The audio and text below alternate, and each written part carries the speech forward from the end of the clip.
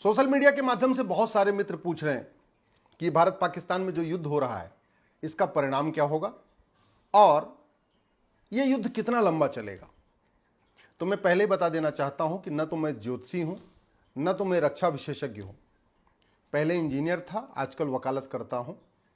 इसलिए अपने अनुमान से जो बातें बताने जा रहा हूं, हो सकता है वो गलत भी हो जाए, तो मुझे माफ करिएगा। मेरी कैलकुलेशन ये कहती है कि 15 अगस्त 2025 को, यानी इस वर्ष 15 अगस्त को पूरे के पूरे पीओके पे तिरंगा फहराएगा। पीओके भारत का हिस्सा होगा और होना भी चाहिए, वो भारत का हिस्सा था। जबरदस्ती उस पर कब्जा कर लिया।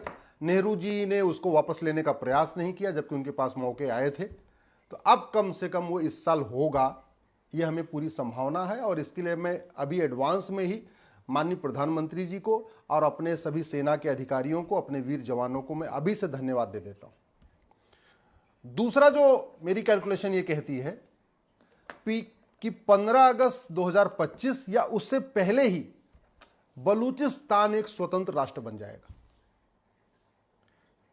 तीसरी मेरी कैलकुलेशन यह है कि हो सकता है कि सिंध भी बलूचिस्तान के बाद स्वतंत्र देश बन जाए। अब सवाल यह है कि यह युद्ध लंबा कितना चलेगा। तो ये पहली बात तो मेरा ये मानना है कि युद्ध जल्दी खत्म नहीं होने वाला है।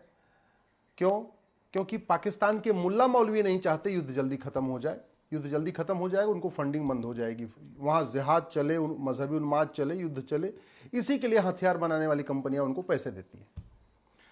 दूसरा, पाकिस्तान के मरकज और मदरसे भी नहीं चाहते जल्दी युद्ध खत्म हो जाए, क्योंकि मरकज बनाने के लिए, मदरसे चलाने के लिए जो पैसा आता है वो भी हथियार बनाने वाली कंपनियां देती हैं।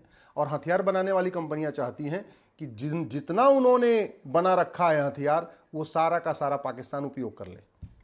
जो पाकिस्तान पहले खरीद चुका है उसको भी यूज कर ले, और जितना उनके हथियार बनाने वाली कंपनियों के स्टॉक में है वो भी खरीद ले। तो हथियार बनाने वाली कंपनियां नहीं चाहती हैं, और चूंकि वही फंडिंग करती हैं मरकज और मदरसों को, तो स्वाभाविक सी बात वो भी नहीं चाहेंगे युद्ध जल्दी खत्म हो जाए। एक संभावना यह है कि भाई पाकिस्तान की सरकार युद्ध खत्म कर ले, पाकिस्तान की सेना युद्ध खत्म कर ले, तो वो भी नहीं करने वाली। क्यों? क्योंकि पाकिस्तान के मंत्रियों को जो 20% कमीशन मिलता है वो हथियार खरीदने के लिए मिलता है। पाकिस्तान के सेना के अधिकारियों को, जो वहाँ के मेजर जनरल है, चाहे वो कैप्टन है या जो उनके एयरफोर्स, नेवी और आर्मी के जो बड़े अधिकारी हैं, उनको जो 20% कमीशन मिलता है वो भी हथियार बनाने वाली कंपनियों से ही मिलता है, हथियार खरीदने के लिए मिलता है। और हथियार तो तभी वो खरीदेंगे ना जो पुराना वाला हथियार है उनका वो स्टॉक क्लियर हो जाए। अल्टीमेटली पाकिस्तान में खुद कुछ नहीं बनता है, या तो वो चीन की कंपनियों से खरीदता है या तो अमेरिका की कंपनियों से खरीदता है। चीन की कंपनियां भी चाहती हैं कि वो सारा का सारा हथियार खरीद ले, जितना उन्होंने बना के रखा हुआ है सब खरीद ले। अमेरिका की कंपनियां चाहती हैं कि वो भी उन्होंने जितना हथियार बना के रखा है वो भी सब खरीद ले। और पाकिस्तान खरीदेगा तभी जो पहले जो खरीद के रखा हुआ वो पहले यूज कर लेगा। तो इसलिए हथियार बनाने वाली कंपनी, चाहे चीन की हो चाहे पाकिस्तान की हो, वो नहीं चाहेगी पाकिस्तान जल्दी से युद्ध खत्म कर ले, पिटता रहे, मार खाता रहे, जलता रहे, लेकिन हथियार उनका बिकता रहे। चीन की सरकार भी नहीं चाहेगी युद्ध जल्दी खत्म हो जाए, क्योंकि युद्ध जितना लंबा चलेगा पाकिस्तान उतना कमजोर होगा, उतना कमजोर होगा तो पाकिस्तान के बंदरगाहों पे चीन को कब्जा करने में उतनी आसानी हो जाएगी। युद्ध लंबा चलेगा तो बलूचिस्तान बनने का एक गोल्डन टाइम क्यों आ गया है? क्योंकि पाकिस्तान की पूरी सेना भारत के साथ इस समय जंग में आ चुकी है। अभी पूरी की पूरी पाकिस्तान की सेना बलूचिस्तान जो लिबरेशन आर्मी, जिसको बीएलए कहते हैं, उनसे लड़ रही थी। अब वो पूरी तरीके से भारत से लड़ रही है। तो बीएलए जो है ना, बीएलए के जो जवान हैं उनको पूरा मौका मिल गया, वो अंधाधुंध मारपीट कर रहे हैं। तो इसलिए बलूचिस्तान बहुत जल्दी बनने वाला है, ये मैं कह सकता हूं। चीन चाहता है पाकिस्तान की जमीनों पे कब्जा करना, वो तभी कर पाएगा जब पाकिस्तान बहुत कर्ज में डूब जाए, पाकिस्तान की अर्थव्यवस्था बदहाल हो जाए, पाकिस्तान में हाहाकार मच जाए, और वो युद्ध लंबा चलेगा तो मचेगा।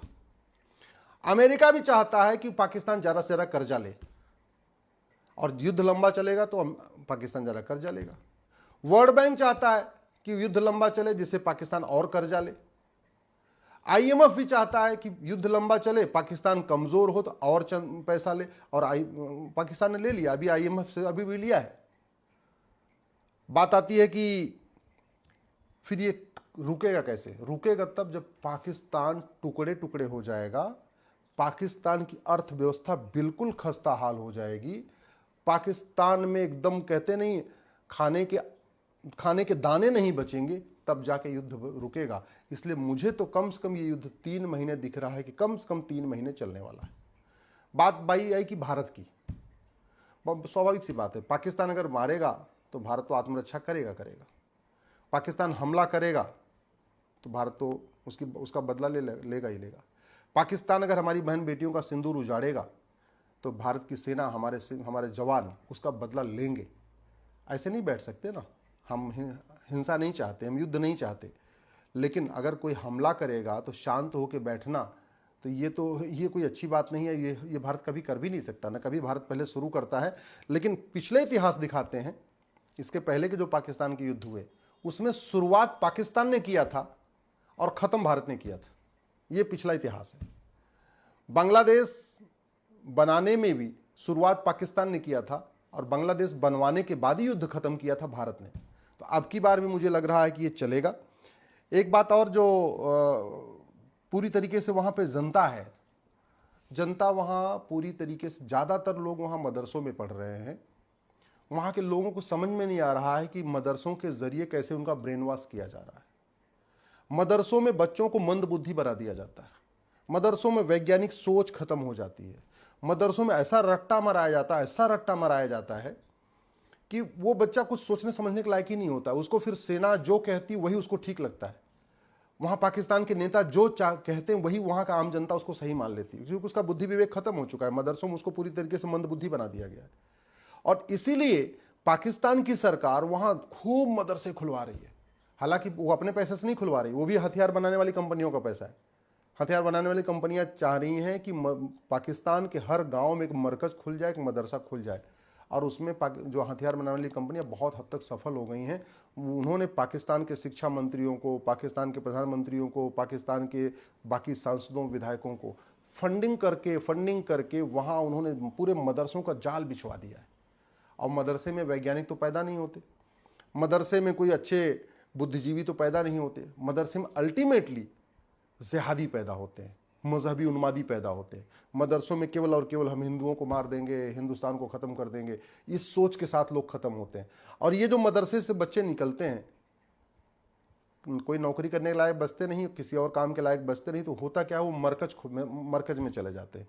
फिर उनकी फिजिकल ट्रेनिंग होती है। तो मदरसों में मेंटल ट्रेनिंग होती है, मानसिक रूप से उनको जिहादी बनाया जाता है। और मदरसे से निकल के वो मरकज में जाते हैं, उनको फिजिकली जिहादी बनाया जाता है। उनकी फिर मतलब आतंकवादियों की ट्रेनिंग होती है। तो अल्टीमेटली धीरे धीरे करके पाकिस्तान आतंकवादियों का सबसे बड़ा केंद्र बन जाएगा, और बन चुका है। वैसे भी दुनिया के सबसे ज्यादा आतंकवादी संगठन इस समय पाकिस्तान से ऑपरेट हो रहे हैं। दुनिया में आतंकवादी संगठनों का मुख्यालय कहीं हो, लेकिन उनके जो लड़ाके हैं वो पाकिस्तान से ही निकल रहे हैं, ये सच्चाई है। और अब तो पाकिस्तान के जो जिहादी संगठन है, आतंकवादी संगठन, ISIS से भी हाथ मिला लिया है, हमास से भी हाथ मिला लिया है। हमास और ISIS भी पाकिस्तान में एक्टिवली घूम रहा है। वहाँ की सेना कुछ कर नहीं रही है। सेना इसलिए नहीं कर रही है, हथियार बनाने वाली कंपनियां चाहती हैं कि भाई आप इसको समझिए। आप हमास को जो हथियार मिलता है कौन देता है? कोई न कोई कंपनी देती है ना। या ISIS को जितने हथियार मिलते हैं कौन देता है? कोई न कोई कंपनी देती है ना, हथियार बनाने वाली कंपनी। या पाकिस्तान के चाहे जैसे मोहम्मद हो या जितने भी आतंकवादी संगठन, इनको पैसे कौन देता है? हथियार कोई न कोई कंपनी देती है। तो वो कंपनी मुफ्त में नहीं देगी। कंपनी उसको चलाना है तो मुफ्त में हथियार तो नहीं देगी। तो पैसा कौन देगा? पैसा सरकार से लेती हो, और सरकार के पास खुद को कोई पैसा नहीं है। वो पैसा कहां से आता है? वो जनता का टैक्स का पैसा।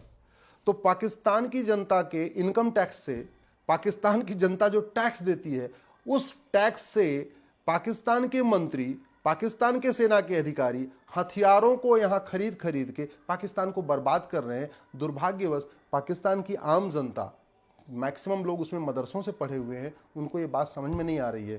तो इस पाकिस्तान में जो नया विभाजन होने जा रहा है, इसके लिए मंत्री और वहां के सेना अधिकारियों के साथ साथ आम जनता भी जिम्मेदार है, क्योंकि वो अपने मंत्रियों के खिलाफ विद्रोह नहीं कर रही है, अपने सेना के खिलाफ विद्रोह नहीं कर रही है।